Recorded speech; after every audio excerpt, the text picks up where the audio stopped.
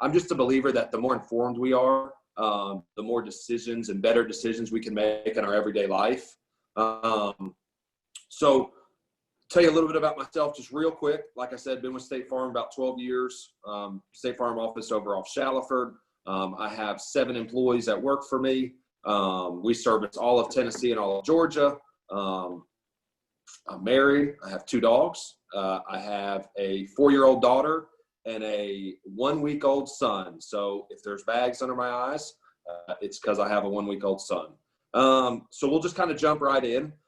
So what I like to talk to a lot of people about, especially first-time home buyers or even people who are buying homes for the second, third, fourth time, is everybody, when they buy a home, they love the purchasing part, right? You get pre-approved, you go through the process, you find your perfect home that you want to raise your family in.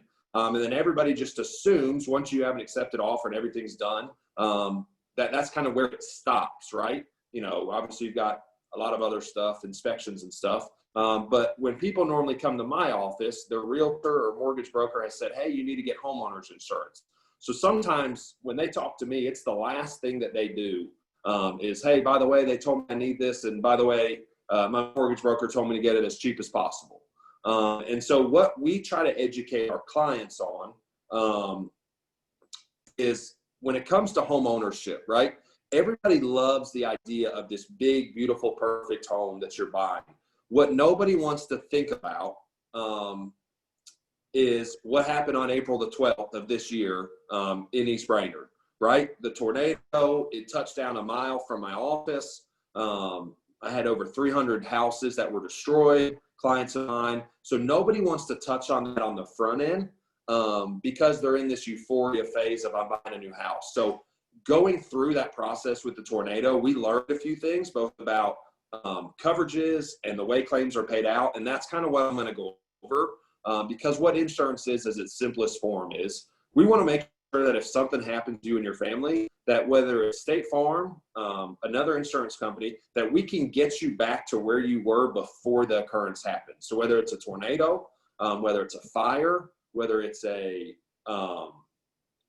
auto accident, whether it's a theft or a burglary occurs, we want to be able to get you back to where you were before that occurrence happened. So in going through the tornado, what we learned was there were really 5 main things that people wish they knew about their insurance before a claim happens. So we're going to talk through just some brief coverages.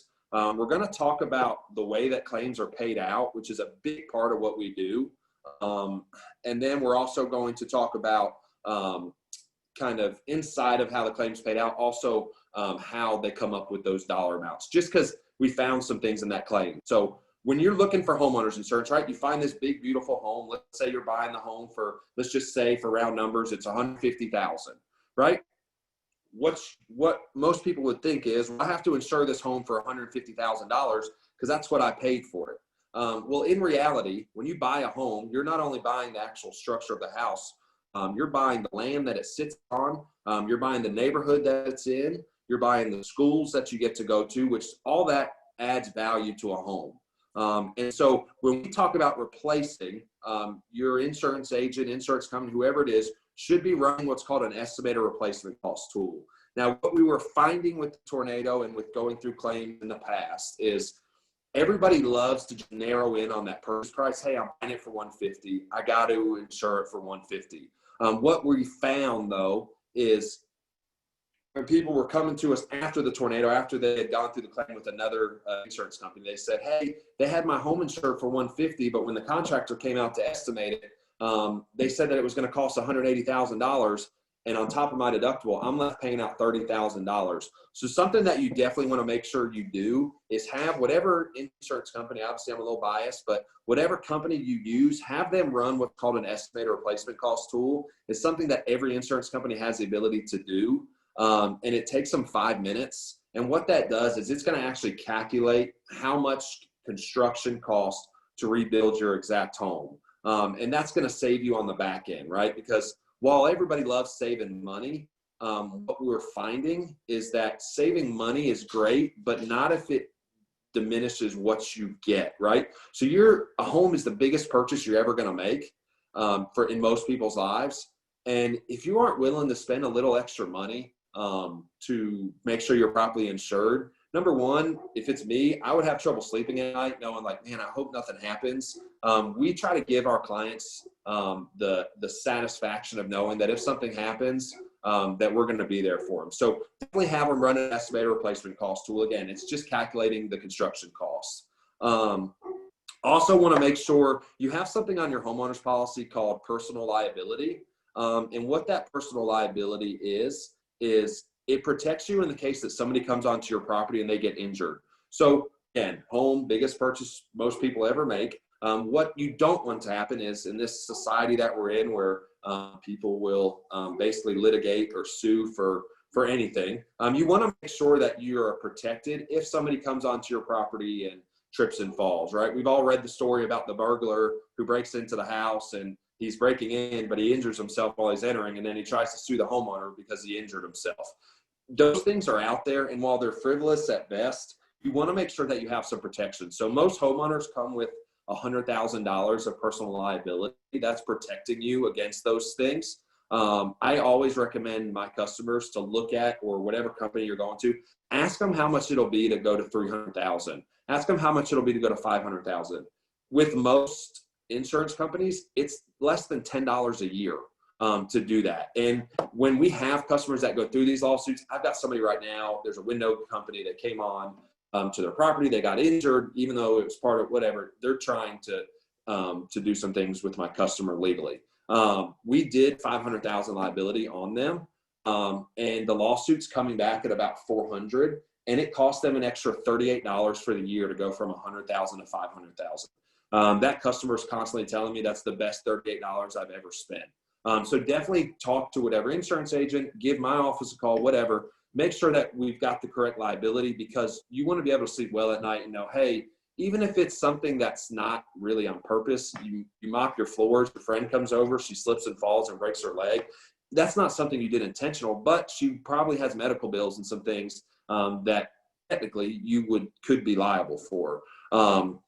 So you definitely want to make sure with your insurance carrier that you have liability and that it's adequate to cover you and your assets. The third coverage that we're going to go over is loss of use. So with the tornado, right? The reason I keep mentioning tornado is because it's fresh to everybody, right? It's hard to believe, but we are 5 months out from it. But what loss of use is if you have a fire, if you have a tornado, and your insurance company, it's going to take 6 months to rebuild your home, let's just say.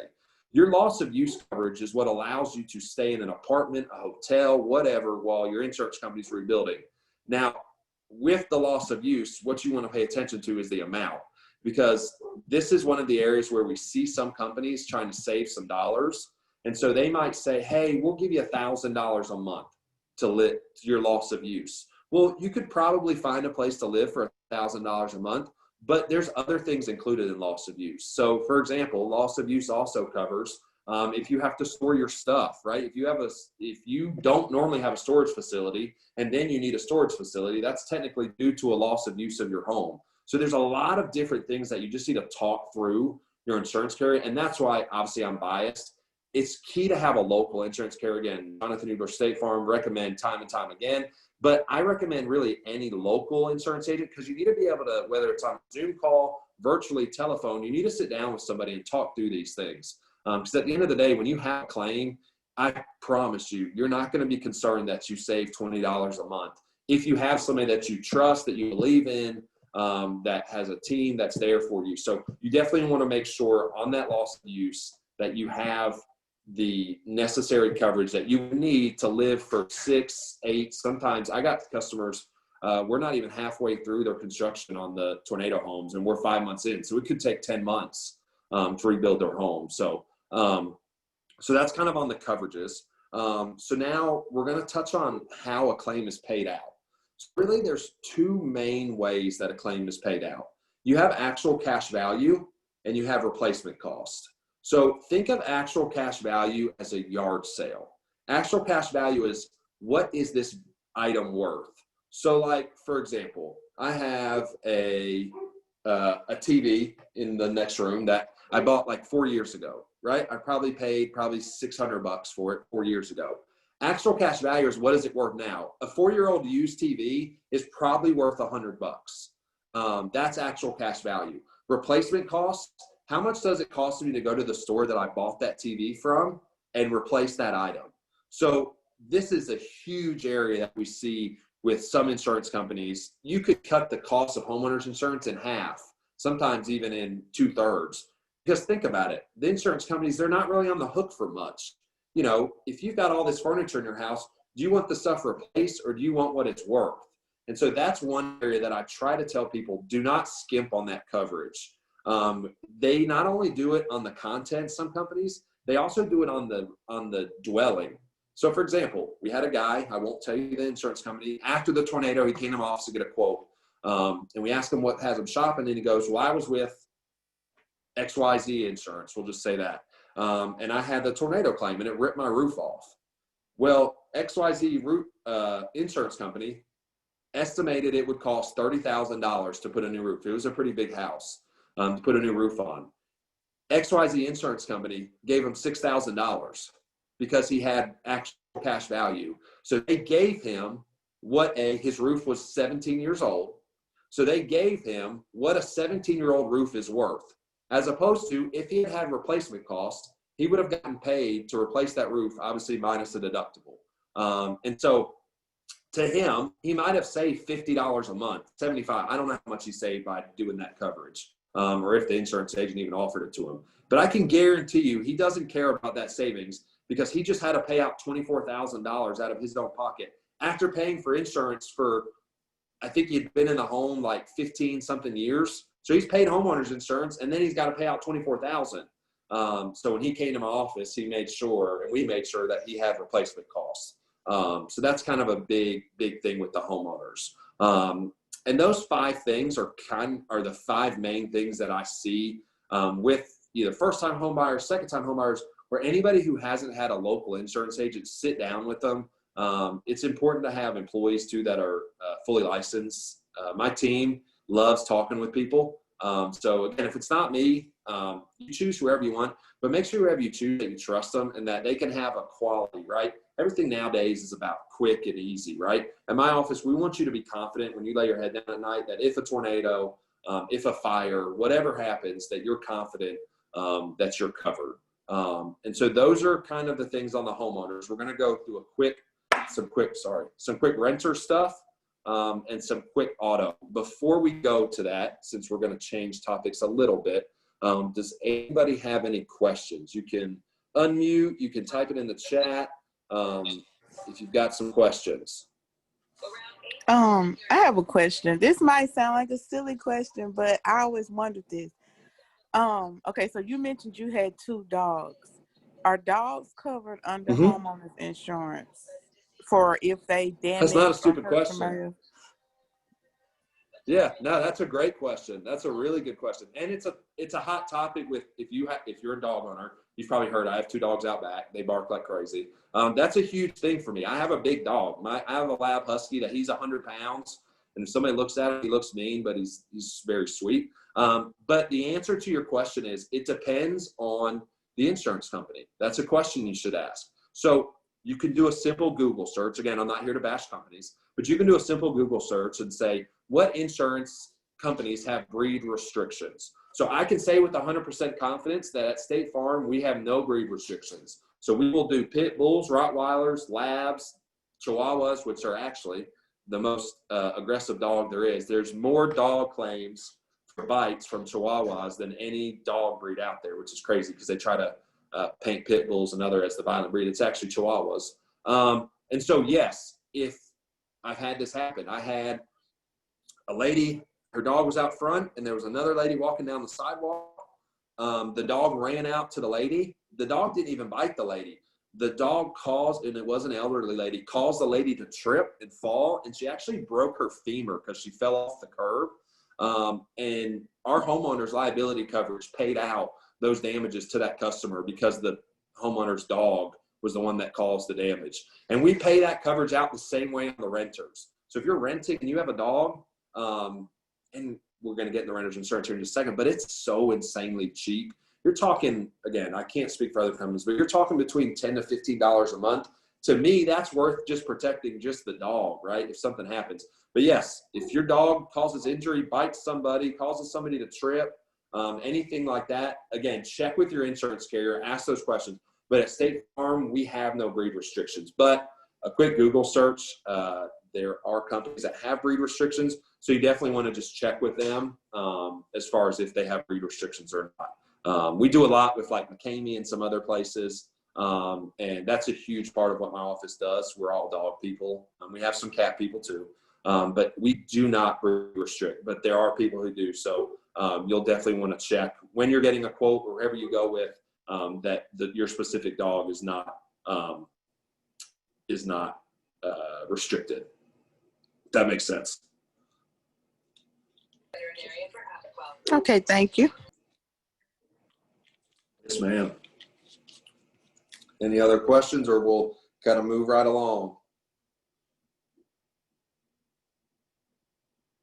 Perfect. If you do, just ask it. Okay, so renters real quick, right? We had all up and down Shallowford, Hickory Valley with the tornado. Again, the reason I mentioned tornadoes because it's real. It's not a made up event. In insurance, a lot of times we have to create events that haven't happened. Like, well, what if your house catches on fire? Well, now we don't have to do that because we can say, well, what if a tornado comes through? So on Shallowford, East Brainerd, Gun Barrel, all down through there, we insure a lot of renters who have, whether it's an apartment or a home. And so when the tornado happened, right, we're active on the ground. We're going to these people, trying to get them in a hotel. And what we found is that people don't realize how inexpensive renters coverage is and what it covers. You're talking, again, call whoever you'd like, but you're talking with my agency and specifically between $10 to $15 a month most of the time to protect all of your stuff, right? So what renters covers is your contents. So take the roof off of where you live, dump it upside down. Anything that falls out, that's what we're protecting. So electronics, kitchen equipment, furniture, clothes, that's actually that's normally in a claim ends up being the most expensive. People don't realize if you've been buying clothes for 15, 20, 25, 30 years of an adult life, that adds up, right? You might spend $1,000 a year on clothes, but if you've spent $1,000 a year on clothes for 30 years, and shoes, handbags, all that, jewelry, that stuff adds up. So that's what renters covers. Renters is going to protect you from wind, fire, theft, hail, water damage, not flood, but water damage. So if a pipe bursts and leaks all over, it's going to be covered by the renters. And why I tell people it's key to have renters, especially in like a communal setting, like an apartment, is you might be very careful, right? Like you might not burn candles. You might not leave grease on a stove. You might do a lot of things, but unfortunately, sometimes you have people less than 10 feet away from you and you don't know how careful they are. So why I recommend renters specifically with the apartments is if your neighbor leaves a candle burning, we hope he has renters, and we're going to get to this, part of his renters could cover yours, but what if he doesn't have renters and he burns the apartment down and it burns all your stuff? What happened with the tornado is as we're going out to these apartments, we're handing out checks and get people to apartments or to another apartment or to a hotel, and we had people coming up to us because I had a red shirt on, and they thought I was the Red Cross. And I was like, no, I'm State Farm. And they're like, well, I see you're handing out checks. And I was like, yeah, this is for, customers in this apartment complex who have renters with us. It's to help get them in a hotel or whatever they need. And they're like, well, what if I don't have renters? And I'm like, unfortunately, you're going to have to hopefully wait on the American Red Cross or FEMA or something to come through. But I just don't like people taking that risk. I mean, we see it all the time, whether it's fire. We had a fire recently over off East Brainerd at an apartment complex, and you just never know what can happen. And so when people find out after the claim that for $10 to $15 a month, they could have been protected and all their stuff, right? So up to $20,000 in that price range of stuff, which normally an apartment is enough to replace everything. So that's your content. You also have that liability coverage in the renters as well, which is what we talked about on the homeowners. If somebody gets injured, but in the renters, it's a little bit different because let's say you're not careful, right? Let's say you do light candles. Let's say you have a cat and the cat knocks the candle over and it lights the drapes on fire, then it lights the wall on fire. and you live in an apartment complex that doesn't have a firewall or that's susceptible to fire spreading, and it spreads to that other apartment, and it causes $20,000 worth of damage to that person's stuff. You're hoping the landlord has coverage on the building, but you would technically be responsible for the stuff that you burned. That was your cat's fault. And so that liability coverage, whether it's 100,000, 300,000, 500, a million, it's going to protect you. If that person said, "Hey, Jonathan, you burnt all my furniture, like with your cat hit the candle," that liability coverage is going to protect you. And why that's key is because if you don't have it, technically, you are liable for it. And if they decided to get an attorney and go to court, that's all stuff that, if they go about, which if you destroy all their stuff, there's probably a good chance that they're going to.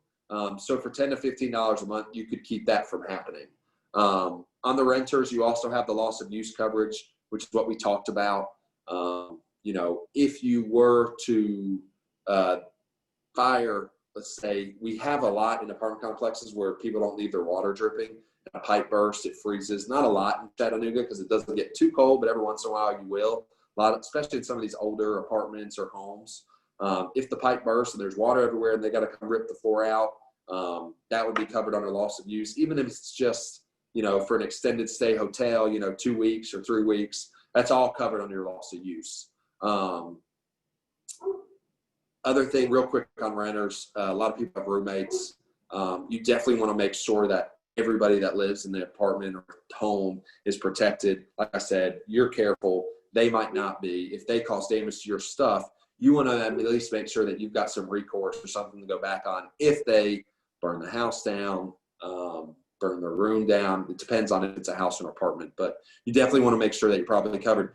And really just having a conversation with the local insurance agent is a way to clear all this up, right? Insurance agents are one of these people that it's very boring to most people. They don't want to think about it. But I love when people call my office and I hear one of my employees, Jenna, Mackenzie, Brianna, Dustin, all these employees that I have, when they're having these conversations, talking through these examples, it makes me feel really good. And if you're not talking with somebody about these things, that would concern me as a consumer, because in insurance, you should never hide from what's covered and what's not. I would rather have a conversation with somebody on the front end and say, this would not be covered, rather than just, hey, let me do whatever I need to make this sale. And then on the back end, they think something's covered because they didn't feel comfortable enough to ask a question, and then it's not. I have to sleep at night as well. My team wants to sleep at night. We're very honest, transparent, integrity. You should expect the same from an insurance agent as well. If you don't feel comfortable asking them a question, feel free to call my office. Even if you're not with me, I can't speak for other companies, but I can tell you what State Farm stance would be. And so I would love the opportunity, just to even talk through any questions or specific to your policy that you might have. So that's kind of renters. I know we're kind of speeding through this thing. I want to be respectful of y'all's time. Does anybody have any questions about that renter side of it? You can chat it. You can ask it. So I had a quick question. Do your company covers things on the outside for renters insurance? Like, for instance, I had a tree fall on a car that was parked on the outside of my duplex, and my insurance company didn't cover it because they said that my car, it was a car that was not working. It didn't have some kind of insurance on. I forgot what it was. Mm-hmm. Yeah. So the way that works, so you kind of answered my question I was going to ask you, was it running? So how that works with State Farm, it's probably similar, and I'll give you an example of why. But short answer, anytime there's an automobile, whether it's parked, garaged, outside, even if it's not running, the coverage from that car is going to come from some sort of an auto policy. Now, let me explain. A lot of people are like, well, I don't drive that car. I'm not going to pay for auto insurance. What we recommend at my office, we can do, and we're going to go through this in the auto coverage, so this is kind of a perfect segue. Comprehensive coverage covers you from wind, fire, theft, hail, burglary, vandalism. So what we can do in my office is we can put comprehensive only coverage on it. So you don't have liability, you don't have collision, you don't have roadside, medical payments, none of that, rental car. You just have comprehensive. And normally, depending on the car, like I have, the people, they have like 4 cars in their front yard and they're working on them. Some of those people are paying $5, $6, $7 a month to protect those cars from that example. I had one example in my agency. There was a fire, and he had some collector cars in his garage. Now, luckily, he had comp only coverage through us, but he had a fire. If he did not have that comprehensive coverage, those cars would not have been covered under his homeowner's policy. Because they are a vehicle, they would be paid out under a vehicle policy. So it sounds like State Farm is the same as your company, but that all comes down to an education piece, right? When somebody calls to cancel an auto with my office, we're going to ask them, do you still own the vehicle? And if they say yes, we're going to say, why are you canceling it? And what are you doing with the car? And if they say, well, I'm going to be working on it, or it's going to be, it's still in my possession and it's going to be sitting in the front yard, my kid's going to college, they're not going to drive it for 6 months, we would then recommend, hey, let's take liability, let's take all this off, but let's leave comprehensive on there because we can't control a tornado, a tree branch, like sounds like what happened, a fire, somebody stealing the car. So the long answer to a short question is it would be covered under the auto, but you don't have to carry full auto coverage on it. You could just have like comprehensive coverage on there. And again, I've barely ever seen where it's $10 a month for that coverage. But yeah, it would be covered under an auto policy. Yes, ma'am. Okay, thank you, because that's something that I did not know. And so now I learned from that experience. Yeah, it's you. I mean, a lot of it is just having, not bashing anybody, but going through this process, being with this company for 12 years. A lot of the insurance industry is very much trying to decommoditize local agents, local employees, right? Like I said, I have 7 employees that live, work, play in Chattanooga. We sponsor sports teams and high schools and, all sorts of things, fun runs, 5Ks. And so you want somebody that you can turn to. And the problem with these non-local, the 1-800 numbers, the websites, you want somebody who you can trust and who's going to be there for you. So definitely want to make sure that you've got somebody asking you the right questions. Because like in your example you just gave, you didn't know to ask that question, when you called to cancel the car, when you took the insurance off, whatever. So you need somebody who's going to say, hey, what are you doing with this car? Why are you canceling it? And if you're going to work on it, hey, well, let's just keep comprehensive. Then obviously as a consumer, you can deny that coverage, but then at least my office or local insurance agent has asked you the right questions in order to be able to make sure you're properly covered. So yeah, so going right into auto insurance real quick, we talked about comprehensive, what it is. Collision coverage is just what it sounds like. You hit somebody, you're at fault. That's what protects your car. Comprehensive protects your car from wind, fire, theft, hail, vandalism. And liability is what I want to spend just like 2 minutes on. So liability is what protects you if you're at fault in an accident and you hit somebody and you cause either property damage or bodily injury. So state minimums in the state of Tennessee is $25,000 bodily injury per person in an accident, $50,000 bodily injury total for the accident, and then $15,000 of property damage. 2 things that stick out to me. There's not a lot of cars coming new off the lot that are $15,000. You can drive up and down the road and count the number of cars worth $15,000. If you hit a car that's worth $50,000 and you have $15,000 worth of coverage, you've got a $35,000 deficit, unfortunately. If that's the option you chose with your insurance agent, you're at fault. You're on the hook for that $35,000. Now, again, whether it's wage garnishment, depending on what the person decides to do, how far they take it in court. So that's a conversation that you need to sit down with somebody and say, how much coverage do I need, right? Same thing with the bodily injury, right? You walk into the hospital, pretty much you're getting, now insurance, everything will cover. But you can't walk into a hospital for under $10,000-$15,000 just to walk in the door. And so we make sure our clients know that, hey, this is the state minimum, but we can take you up to $250,000 bodily injury, $500,000 total bodily injury for the accident, and $100,000 worth of property damage for blank amount more. Now, again, you can always decline it, but as a consumer, I would want to know, what do I need to make sure that my family is protected, right? We started this conversation with the homeowners. You buy this dream home, you have all this. The last thing you want to worry about is, oh, we had a customer who hit a pedestrian when it was raining, and that pedestrian is now in a wheelchair for the rest of their life. That person never saw that coming. They didn't do it on purpose. But unfortunately, that person's in a wheelchair, and now our driver is responsible for that, and State Farm is responsible for that. So you want to have conversations that make you feel good that if those situations occur, and your insurance agent or whoever it is has done the job that they should and has made sure that you're adequately covered.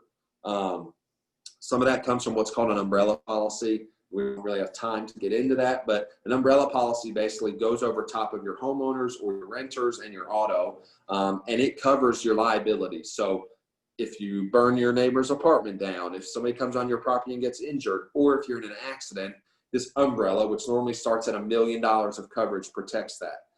$1 million of coverage, you're like, oh my gosh, I can't afford that. We wrote one yesterday. It was $19 a month for $1 million umbrella. So you just want to make sure that you're getting the proper coverage and that you have an insurance agent who's sitting down with you and having a conversation about who you are, your family, what you have, and what we're going to protect, right? Insurance, you've got this big pie of assets, right? You've got your home, your cars, your cash, your investments, everything in this pie. What insurance, all we're trying to do is take just a tiny little sliver of that pie and protect the rest of the pie, right? Because let's say you've done a good job saving for retirement and investments and all this other stuff, and you hit somebody and cause a lot of bodily injury. If you don't have the proper coverage, unfortunately, all those things could be at risk. The investment accounts, the savings accounts, all that could be at risk. So you just want to make sure you sit down with somebody and don't look at insurance as something that's like, I can't believe I got to pay this. Look at it as a thing that's like, I'm thankful that I get to pay it because I know if something happens, these people that are going through the tornadoes and stuff in my office, we're on the ground basically for the first 6 to 7 weeks. My team, we're all working 60, 70-hour weeks. We're in the middle of COVID. We're trying to wear masks. We're trying to go out to these people. But be with an insurance agent that you can trust and that is going to be there, and that if you need them, they're going to be there. So really, use my office as a resource. Y'all can see my name, Jonathan Hubler. You can look me up online. You can email me. My email is jonathan@agentjonathan.com. You can call me, text me. My website is agentjonathan.com. So you can go there. And you can contact my office wherever you'd like. But even if it's just ask a question. So that kind of ends my presentation. I know I kind of did questions throughout before we kind of toss it back to Chelsea. Does anybody else have any more questions or anything?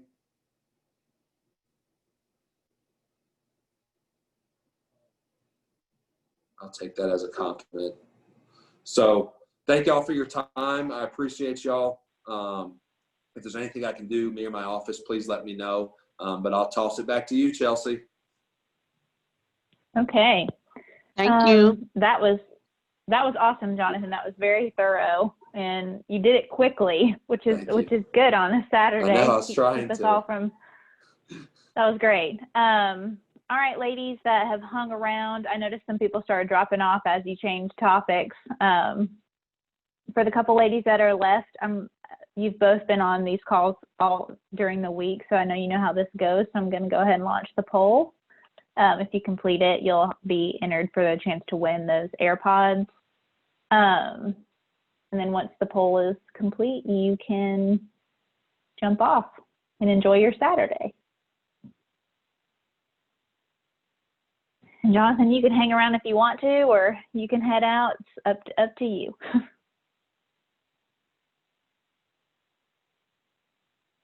I can't hear you. You're muted. I said I can hear my 1 week old, so I'm gonna go ahead and jump off here. But thank you, Chelsea, Okay. very much. And ladies, if there's anything I can do to help y'all, let me know. Thank you. Okay. Yes, ma'am.